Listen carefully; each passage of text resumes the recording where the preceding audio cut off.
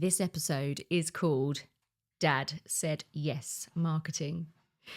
Now, I have twins, and one of my 13-year-old boys, he is mad into football, absolutely loves it. And I'm not just talking surface level. We are into premiership teams here. We are into the local teams. If he's not watching it, he's playing it. If he's not playing it and watching it, he's around the house chanting.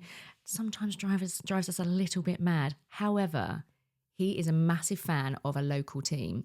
And when I say local team, the class that he's in have all started to also support this local team. And he goes to the games very, very regularly. He has to get a lift there. We have to collect him again. And they make up chants and they have a jolly nice time at these local games. Now, most recently, my son came to me on a text message to ask me, can I go to the away game 2 hours round trip? A 2-hour round trip away game for a local team? The answer is absolutely not. No way. What would that mean? One of us has actually got to take him there, pick his friends up on the way, get him to the match, wait around for 90 minutes, plus extra time, plus penalties or whatever it might have turned into, and then bring him and his friends back again. And we're talking about beyond bedtime here. So we have to then deal with the bad moods the next morning when he's tired. And if any of you parents out there are listening to this, you will know exactly what I mean. The answer's no.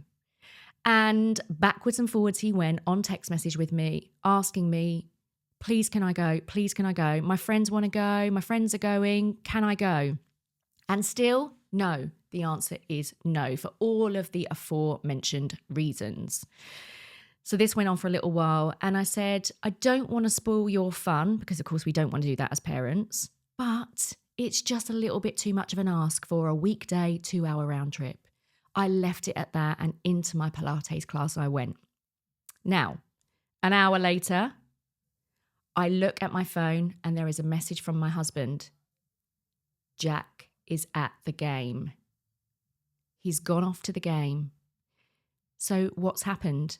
Well, Jack has considered every single angle and how to actually deal with it. Better sales skills than most adults have. In fact, I would say better sales skills than most salespeople. He has thought about all of the different objections we've had to this trip. He's thought about the lift there. He's thought about the timescales. He's thought about pretty much everything. And he's gone to my husband with a solution. He's contacted one of his friends and arranged himself a lift. So he's dealt with that. He's told me he's going to be absolutely fine for school tomorrow and promised that he is not going to make a fuss. He's going to get up like a good boy in the morning and get ready for school. He has dealt with literally every single angle you can think of to get to this football match. So I'm told he's at the game. And that's exactly what he did. He arranged everything for himself, cleared all the objections, and we were left, or should I say my husband was left, with only one answer. And that was a yes, he can go. So I let it go. The husband has made the decision. Mum said no. Dad said yes. We'll leave it there. But think about your own marketing. Think about your own sales, because that story is a really great example of how you can get around those no's that come to you. So when you think about marketing, you've got to think about exactly who it is that you're targeting in the first place. Are they a decision maker?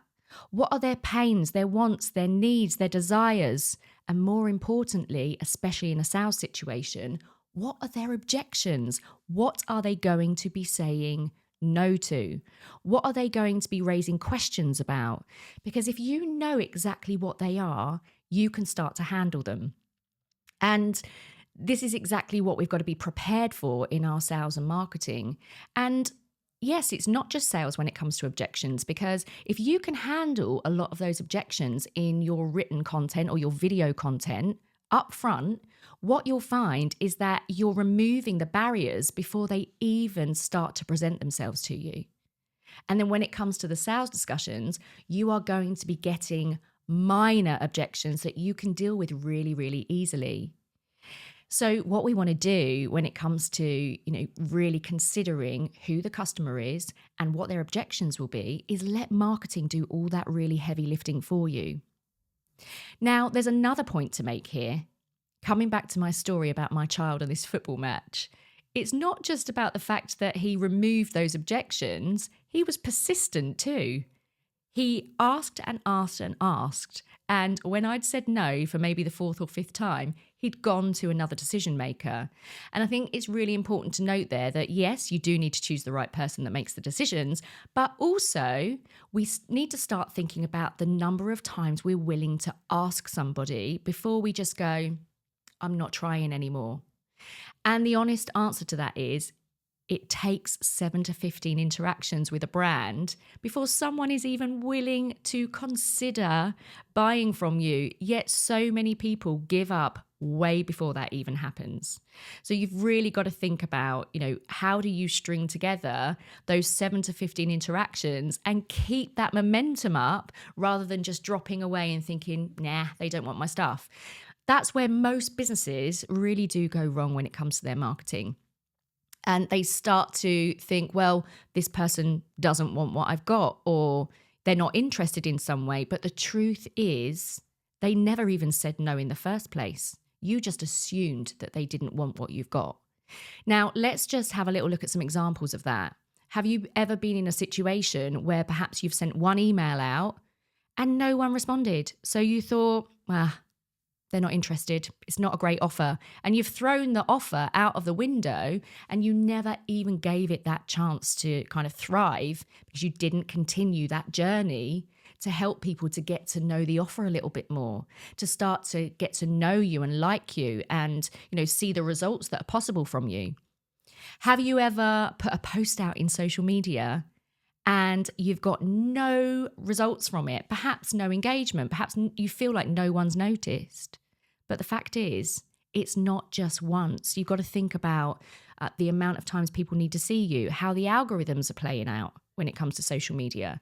You don't just put one post in there and expect it to work. You've really got to put the effort in and be there, show up there consistently, because you've got to build your reputation. And you do that by consistency. We've got to be out there. We've got to keep that message going out there for people to start to understand who you are, what you stand for. And have you ever been in that situation where, coming on the sales side, you've made one sales follow-up call, maybe after a discovery session, and then you've not bothered again because it feels uncomfortable. You think, well, I've had a call with them. I've tried to phone them. They didn't answer the phone. I've left a voice message. If they really wanted it, they would have called me back, or maybe they would have emailed me. But the fact is, it doesn't always work like that. It's not that they don't want your stuff. They're busy. Are you busy? I'm busy. And most people are busy. So they put off those decisions because they're just doing other stuff. So we really do need to think about that consistency and being really persistent with our marketing. And also, people run Facebook ads and they find that it doesn't work once. And so they just think they've wasted their money. They don't bother to continue to run it when, with things like advertising online, the platforms need time to learn. And again, people need the chance to see you over and over again. So this repetition is really important because repetition builds your reputation. Repetition is really, really key. So next time you find yourself in that situation where you're concerned, you're nervous, you feel like an imposter, you don't want to bother people, remember that if you persist, you're much more likely to get better results from it. It's not that they're not interested in you. It's the fact that they just haven't had the chance to consider. They haven't had the chance to get to know you. They haven't seen enough of you yet, but eventually they will.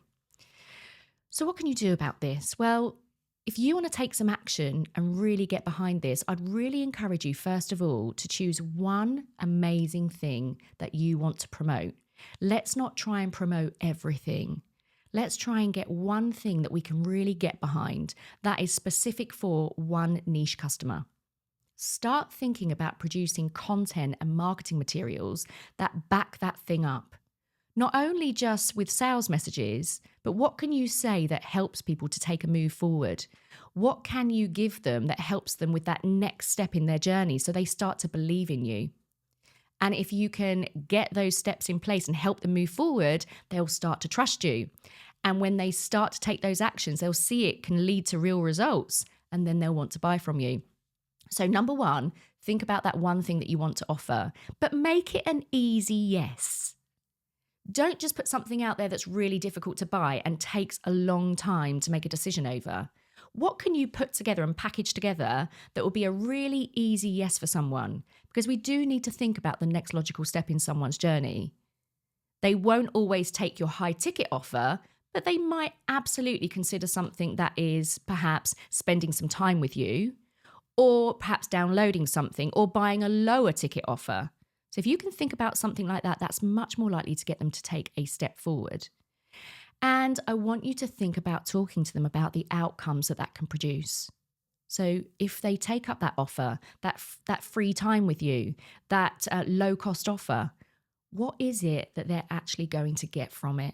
Really describe that to them. Let them know, because people buy outcomes. If you've watched one of my episodes before or listened to one of my episodes before, you will know that people buy transformation. They don't buy the thing that you are selling. So that is a really important thing to really think about. Get behind all of that. Stay consistent. Be persistent. And that's going to get you the visibility that you need that will help you to go down the pathway towards a yes. Okay. And if you don't manage to sell, ask for feedback. Feedback is amazing because it's going to help you to refine your future messages and your future offers. So please do that, because that will also go a long way towards you refining what you've got and making something that truly is required, needed, wanted in your market. So just a quick recap there. What can we learn from the 13-year-old when it comes to his football match? Make sure you're talking to the right person. Make sure you continue to be there, asking, show up, persevere, 7 to 15 interactions, remember that. And just make sure that you've got something absolutely fulfilling and desirable for your ideal customer. Do you want to build that easy yes offer? I know you do. So I'm going to give you a great little resource for that. If you go to allstarmarketingclub.com/resources, you will find my easy offer checklist, and it'll give you some great guidance on how to build an offer that your customers will really want, and also some advice on making sure that you keep up that momentum. So head over there and I'll see you for the next episode.